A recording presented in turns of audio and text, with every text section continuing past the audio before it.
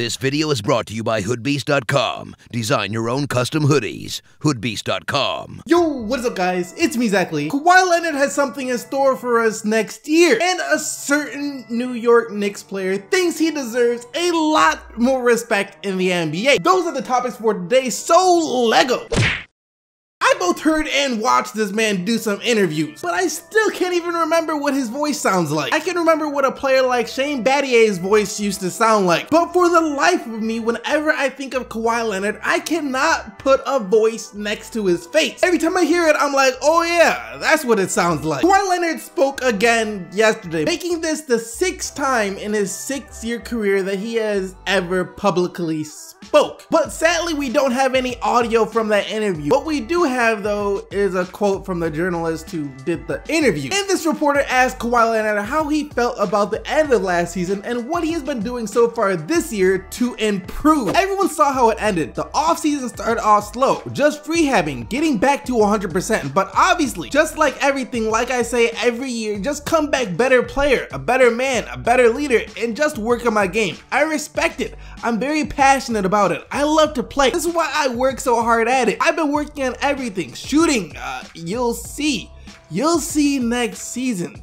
Something new always comes. First off, I just want to say that his work ethic and dedication that he puts in silence is the reason he's one of my favorite players. My favorite player in the NBA out of anyone that's not on the Detroit Pistons. Just wanted to say that first right there. And what else he said is pretty much what us fans have been saying for the past couple of years now. A few years back, the whole storyline was Kawhi Leonard is a great defender, but not the best offensive player. He can't really shoot. The very next year, what does Kawhi Leonard do? He comes back with a jump shot. Matter of fact, he had one of the best jump shots in the NBA. Then the knock on him was, all right, he can shoot and defend, but he can't really make his own shot, so his offensive game is still limited. And then last year, what did we see him do? He was out there creating his own shot, getting 25 points per game while doing it. We've seen it. Every single year, he comes back with a new trick up his sleeve. And it's not even like a half-baked trick where he comes back and is like, all right, he can kind of do that now, but just pretty average. No, when he comes back with something new, he always becomes one of the best players in the league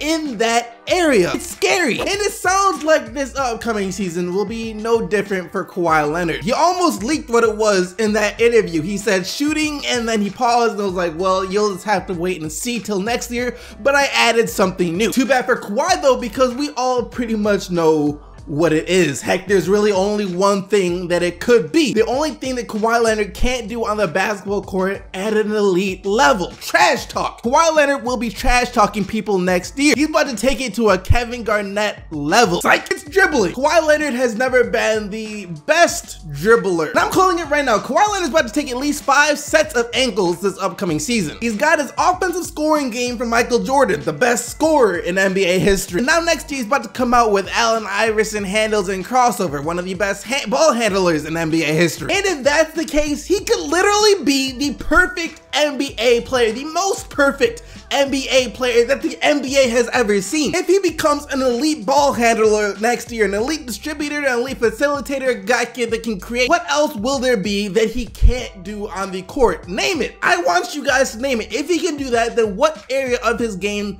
will he have to work on next? Because I don't even know what it could be. This all kind of ties into what I talked about maybe a month ago. I talked about in a video that Kawhi Leonard could be playing point guard for the San Antonio Spurs after an article came out claiming that Kawhi Leonard could play point guard for the Spurs next year. Now that we can pretty safely assume that he has added passing and ball handling elements to his game, that is more of a possibility than it has ever been. He's already had the ball in his hands for most of his San Antonio Spurs offensive possessions last year. He was a guy that they ran their offense through, but he wasn't the guy to run the offense. Does that make sense to you guys? They would give him the ball, but when they gave him the ball, it was so that he could get them a bucket, not so that he could make plays for other guys. And back when I made that video about Kawhi Leonard playing point guard, a lot of you guys wanted to point out that his career high for assists is only 7. So that means that he might not be the most capable guy of playing point guard, since he's not a guy that gets a lot of assists, even though I don't think assists equals out to how good of a point guard is, but anyway, I don't think that should count against him, mainly because his job on the Spurs was never to create shots for his teammates. His job was always to go out there and get buckets. They don't give the ball to Kawhi Leonard so he can try and get LaMarcus Aldridge a shot. No, why would you do that? And the other thing that people fail to realize once again, even though I said it in the other video, is that game against the Rockets when Tony Parker was injured and it proved to be too big of a moment for rookie point guard DeJounte Murray, the Spurs had no choice but to put the ball in Kawhi Leonard's hands and try to let him run the offense. Greg Popovich said, Kawhi Leonard, you are my point guard this game. And do you know what Kawhi Leonard did? He put up that career high 7 assists against the Rockets and also had 26 points and 10 rebounds. And while he was playing the point guard, the Spurs were shooting 65% from the field. Whenever he was the one to bring the ball up the court, the Spurs wound up with a bucket. And even though Kawhi Leonard is going to be a better ball handler next season, I still don't expect him to play full-time point guard for the San Antonio Spurs. That's not what I'm saying. I still think the Spurs are going to give the ball to DeJounte Murray a lot since they're still developing him to be their point guard of their future. But when it's a close game, 1 or 2 possessions, and the Spurs need a bucket, they need a guy they can turn to that they trust to run the offense, and they know if they have him running the offense, they will get that bucket. That's when they will unleash point guard Kawhi Leonard on the other team. And I'm just saying, if the other team happens to be your team, then you might as well just chalk that up as an L right now.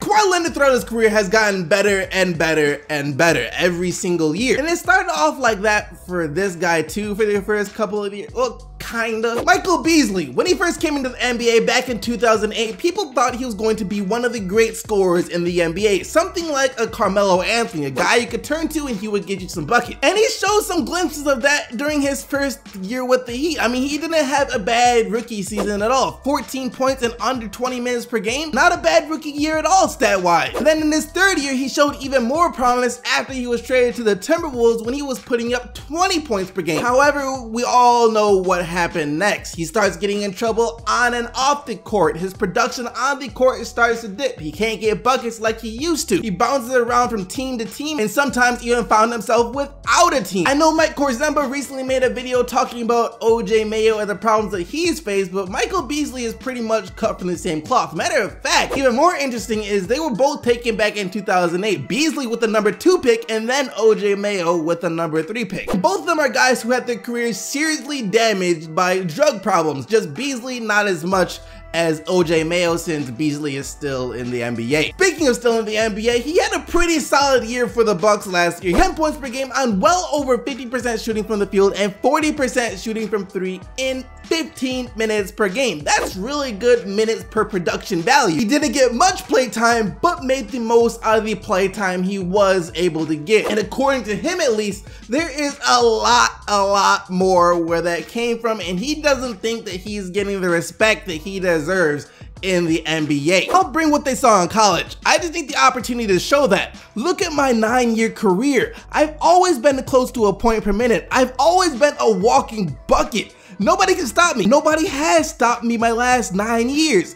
Every time I touch the ball, the defender is scared. I'm at the point of my career where I'm just tired of not getting the acknowledgement of being who I am. He also went on to say that he's always been the quiet guy who never stood up for himself, but now he wants respect. He reiterated that he's a walking bucket, and whenever a team needs a point, he will give them a point regardless of how it comes or who is guarding him. He thinks he's unstoppable. Well, okay then, Michael Beasley. See, I don't know quite how to feel about this. Part of me wants to laugh and the other part of me sees where he's coming from. I'll just say this. During the past couple of years, you look at the numbers he produced in the time that he was given and you can see where he's coming from. Like I said, he averaged 10 points shooting the ball really well from the field in 15 minutes per game last year, and then the year before that with the Rockets was actually even better when he put up 12 points and 5 rebounds per game in under 20 minutes per game. Those are really good numbers, at least. The thing about numbers is they can be deceiving to how good a player actually is. This is the bad thing about statistics. It's not just that you're scoring, it's about how you're scoring and how it affects your team's chances of winning a game. For example, let's look at Bradley Beal and Rudy Gay. Both those guys will get you at least 20 points per game. However, Bradley Beal finds his points within the offense. His 20 points per game contribute to winning basketball. Meanwhile, you look at Rudy Gay, he will get you the same 20 points per game, but the way he does it doesn't contribute to winning basketball. That's why you look at him and all the times he scores 20 points, his team winds up losing. Michael Beasley is more of a Rudy Gay type scorer. I think if he got starters minutes, he could put up like 20 points and 8 rebounds per game. Then some people will be like, wow, I can't believe he's actually this good. Any team should trade for him. They gotta steal from getting him. Thing is though, the team that he's on probably won't be winning many games at all. At the end of the day, the stats he puts up for the most part are empty stats. And I think the best role for him in the NBA is the one that he's been playing for the past couple of years, where he gets maybe 15 minutes per game. And teams only put him in the game when they desperately need a bucket. I'm talking about they tried everything else on the offensive end and everything keeps failing. And they're at the point now where they just need to score. That's when they could put Michael Beasley in the game and he will go get them a quick bucket because he is a walking bucket, just not a very good one.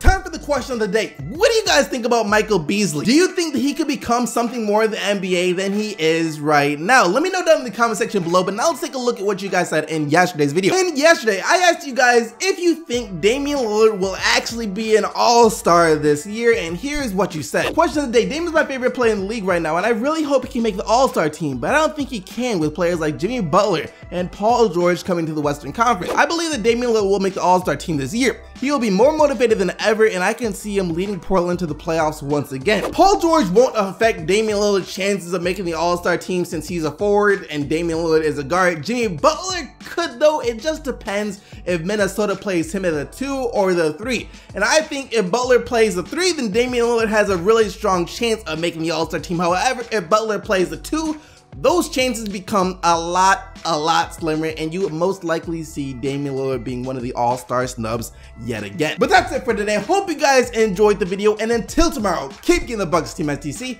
and I'm out of here.